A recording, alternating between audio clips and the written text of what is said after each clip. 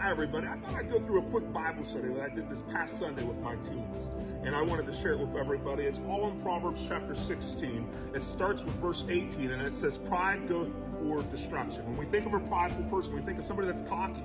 We think of somebody that thinks they're all that in a bag of chips. That is a prideful person.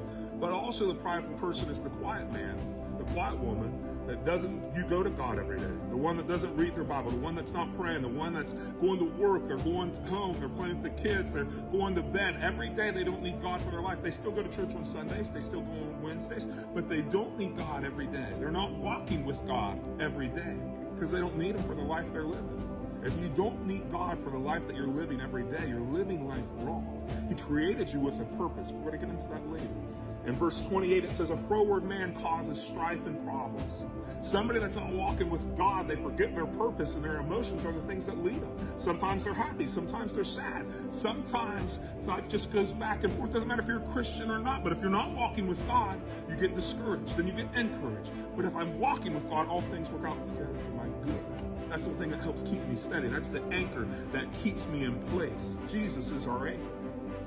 All right, verse 32, it says, he that is slow to anger is better than he that is mighty.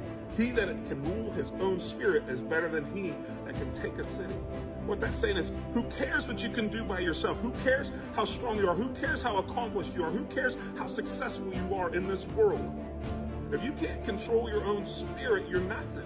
Because it can all be gone in a minute if you're making a wrong decision, you're doing the wrong thing. If you can't control what's going on in your life, you have no control at all, regardless of how successful you are. God's got a purpose for your life, but you have to walk with Him to walk it out.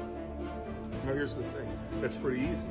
You got to make up in your mind, who am I going to serve? Is it going to be me, or is it going to be God? Am I going to walk and live my life so that I can have a good life? Or am I going to walk and live my life with God so that I can have an abundant life? Now, in verse 3 of chapter 16, it says, commit your ways to the Lord, and your thoughts shall be established. The thing is, so when I decide I'm going to live for God, He's going to start directing my footsteps. He's going to start leading and guiding me when I really make up my mind. Not that I go to church on Sundays, not that I say I believe in God, but when I start walking with Him every day, my thoughts are going to be established. I'm going to know what I need to do, and He's going to help me out. Here's another thing, in verse 4 of chapter 16. It says, the Lord has made all things unto Himself, even the wicked for the day of judgment, the day of evil. That means every single person was created with a purpose. They was all made for Him, by Him, for a purpose. Even those that are choosing to reject Him, even those that are choosing to go down a path that leads to hell, they was created with a purpose, but they refused Him. They was created with a purpose, but they said, now God, I don't need you, I don't want you in my life. And they head to hell. They was created with a purpose. Here's the thing, in Matthew 7:21, it says, not everybody that says, Lord, Lord, gets to go to heaven. Those that do the will of my Father get to go in. And then there's going to be people there say, God, didn't I do a lot of miracles for you? Didn't I cast out demons for you? Didn't I feed the hungry for you? And he's going to say, get away from me, I never knew you.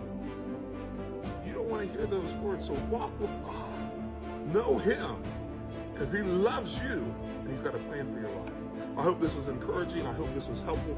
I pray that you have a blessed day. God bless you all.